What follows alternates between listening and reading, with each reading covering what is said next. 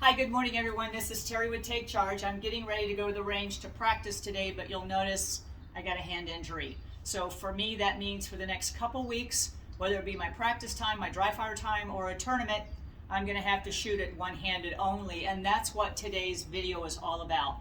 For those of you that are participating in the marksmanship qualification program, you will notice right from the beginning the courses of fire require you to shoot with your strong side only and also your weak hand controlling the trigger. The NRA teaches that as a two-handed grip, but today we're going to talk about shooting one-handed. All right, so here we go.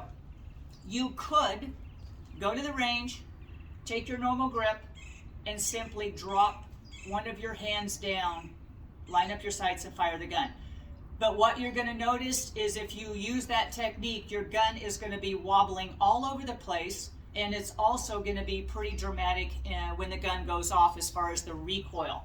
So how do we stop or slow down that movement, and how do we manage recoil when we shoot one-handed?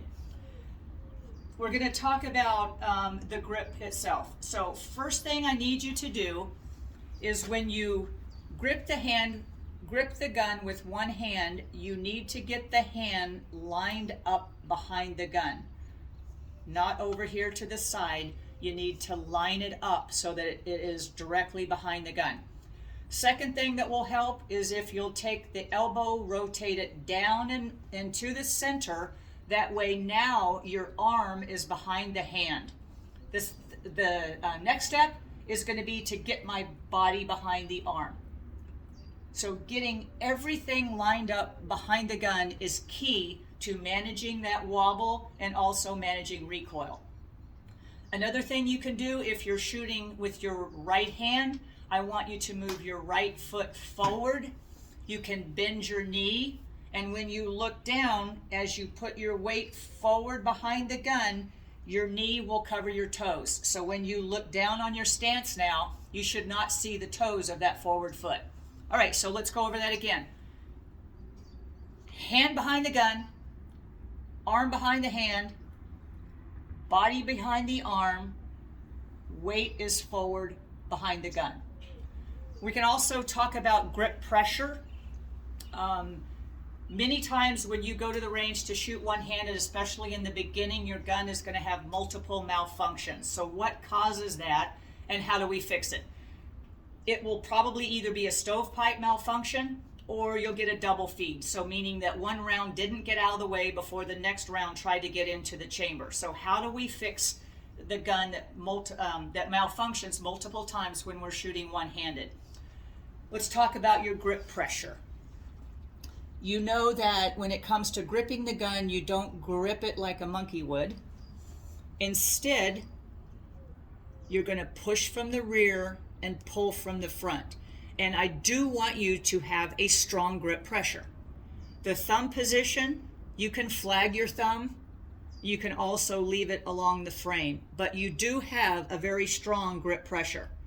The second thing that's going to help with that gun malfunction is that I no longer lock my arm. So I don't lock my elbow anymore. I want to soften my elbow to absorb the recoil, but the trick is I do lock the wrist. So if you have a weak, flimsy wrist, when the gun recoils, it won't function properly, and that's when you're going to get a malfunction. So soften the elbow a little bit, keep the wrist locked, and it is a firm grip pressure.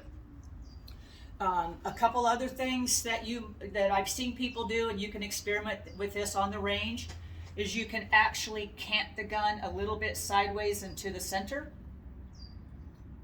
I prefer to keep the gun straight up and down, that way it recoils straight up, but you can cant it knowing that when the gun fires, it will probably recoil that direction.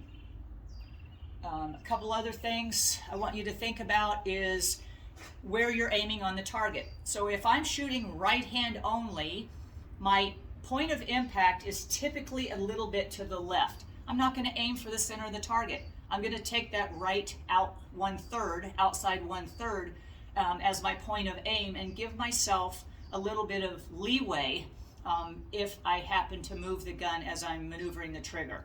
The other thing I want to talk about in the MQP program, those of you that are shooting that, the course of fire is way out to 10 yards. And if you're struggling with that, bring the target in closer, right? Start at 5 yards, get some success, and then start moving the target further away until you reach your 10-yard goal.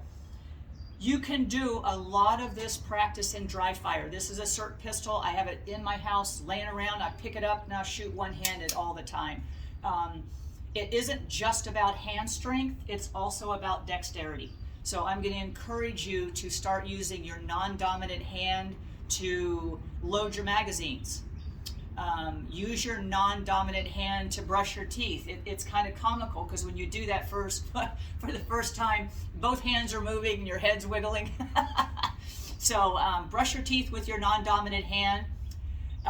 Text. Try maneuvering your texting or your phone calling with your non-dominant hand. So dexterity is just as valuable as hand strength. Okay, so let's review it.